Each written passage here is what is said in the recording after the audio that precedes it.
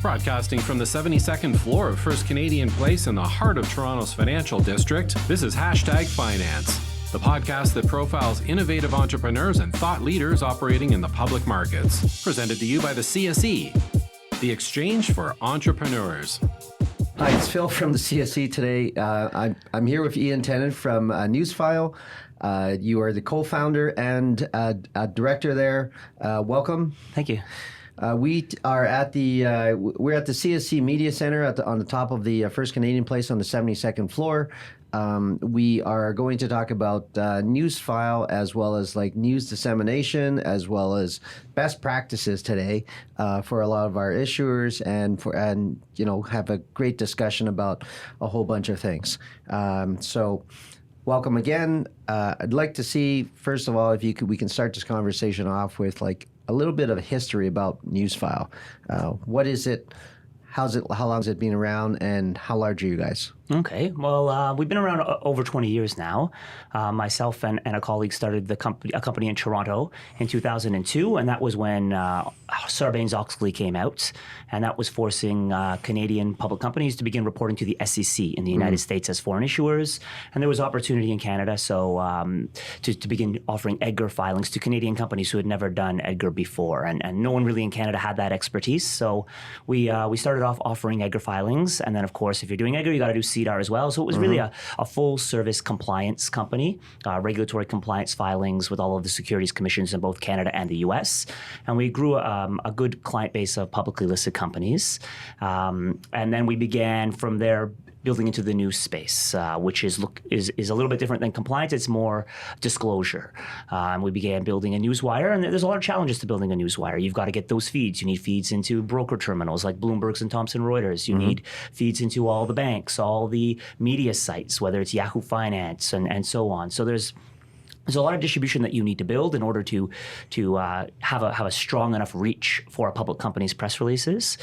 So it's taken a lot of years. But as we built that, we also merged with another company called Automated Filing Services in Vancouver, and that kind of doubled the size of the company, and that gave us a national presence, coast to coast, in Toronto and Vancouver. And from there, we've continued to build, and we've really, over these last 10 years or so, really added the news side of the business.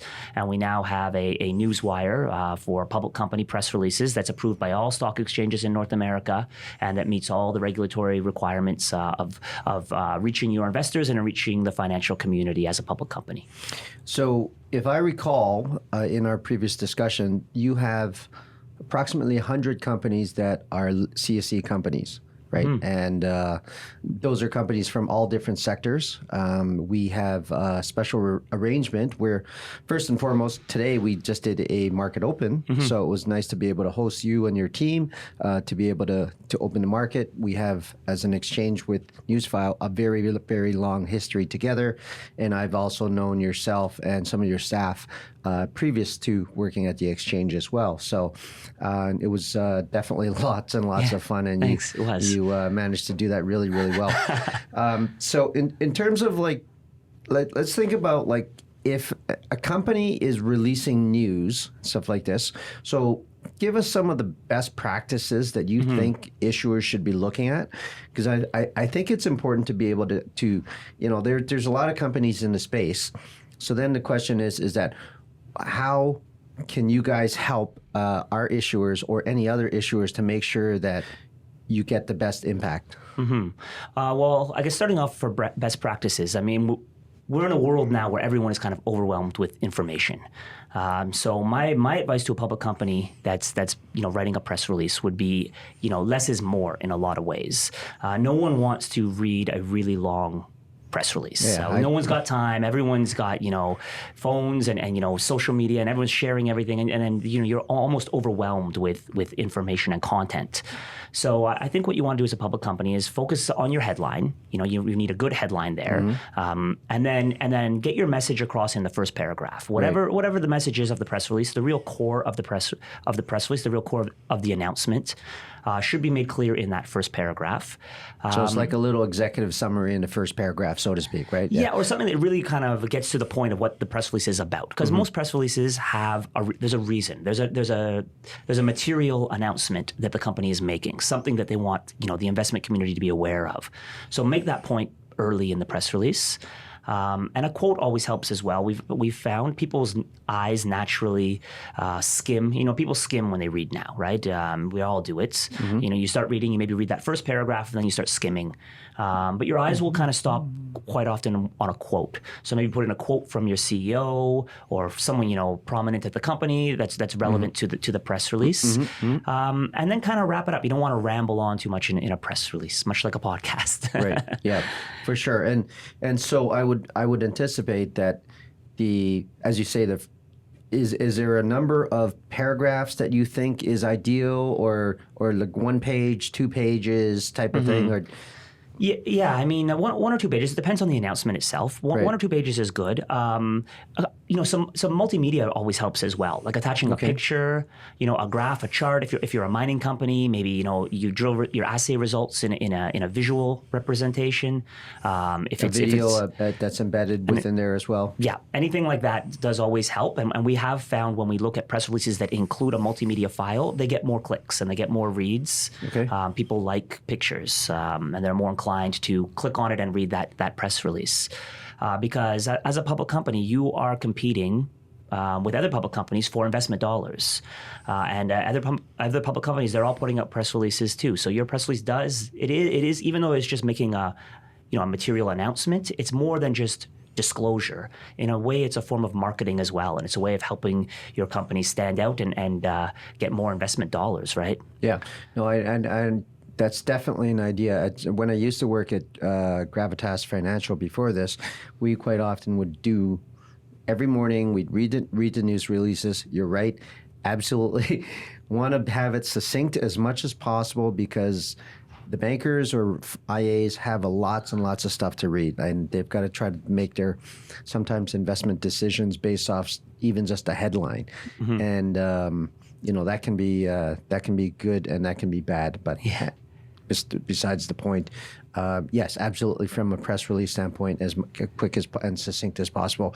Now, in terms of when you go out to and talk to your clients and stuff like that, from a pitch standpoint, why would someone, let's say, go with you versus like some of the other people? Because there's a lot of competition out there, and we are talking about dissemination and stuff like that, and a lot of people have like really good networks to send this stuff out to, but why should someone pick Newsfile? Right. Well, I mean, we're entrepreneurs as well. Just like these companies listed on the CSE. We are here. We support small cap companies. We've got a distribution that compares to anyone else in the industry. We do it for at a value add, so we're doing it for a competitive price, and we do things. We know a lot of CSE listed companies will have a secondary listing, like an OTC listing.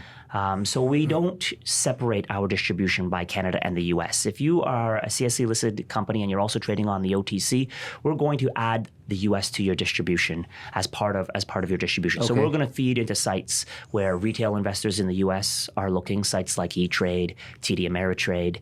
We're going to feed directly into sites where the institutional investors in the US are looking, like the broker terminals, Bloomberg and Thomson Reuters and sites like that.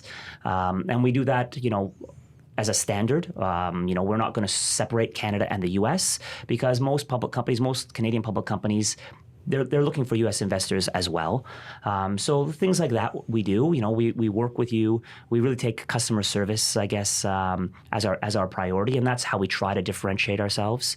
Is that we provide a level of customer service maybe that large cap companies are used to getting, and we try to provide that to the small cap company and really treat them like they're the engine that makes Newsfile go, like I've said before, and we want to treat them that way. We built this company by providing great service to small cap companies. Yeah, and maybe as an aside, talk to me about like what you think when you're dealing with small cap companies and stuff like that.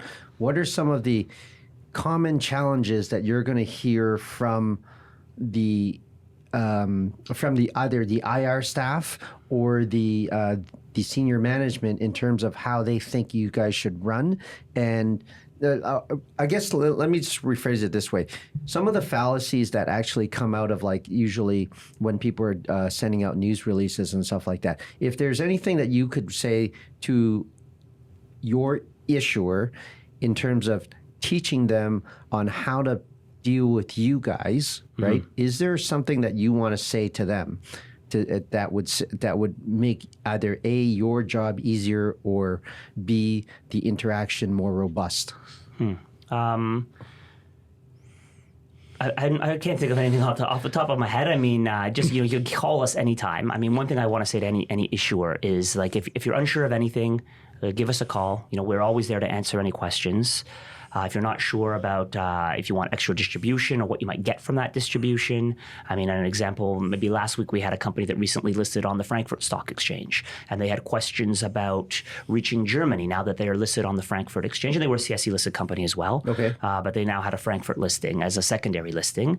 And they were interested in, what do I do now that I'm a Frankfurt listed company, and how do I get my news a little bit more available to a German investment audience. Right. So though, that's a really good value add, actually. Yeah, and we can do that, and we can, we have a great reach into Germany, but that's the type of thing. Give us a call because you might want to add translation to it. I mean, if you're trying to reach a foreign market and your news release is only in English, you're not going to get the same value out of that press release or out of that news and as you guys you would get. translate it for them, obviously. Well, we can offer that as a service. Yep, they can translate it themselves and then give it to us in that language, or we can handle the translation. We're not a translation firm, but we can handle that as well through a partner, and you get more value out of course, putting it out in a local language if you're looking for that local It makes investor. sense. It makes total sense. So, how many offices do you have, and how many employees do you guys have? We have 3 offices. We have an office in Toronto, Vancouver, and Calgary. And I think we're up to about 30 employees company-wide and growing. I mean, we've been growing really fast these last few years. So we've been expanding the team, and we're still currently expanding the team. So in the process of probably adding a few more. Thanks for your time today. We really appreciate the relationship. Thanks for coming in to Open the Bell today. And that's a wrap. But I want to ask you one last question. And how do people keep abreast of you or get a hold of you? Oh, you can reach us anytime. I mean, through our website, newsfilecorp.com. You can find all the contact information there. Our phone number, our email, reach out anytime. We're 24/7, and we're always here to help support any public company, but really those CSE companies that we love working with.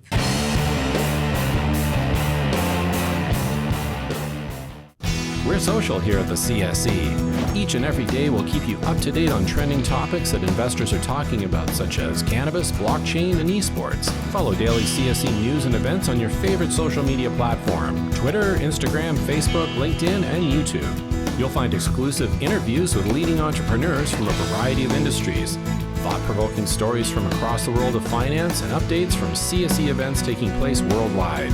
Join the conversation and connect with us today.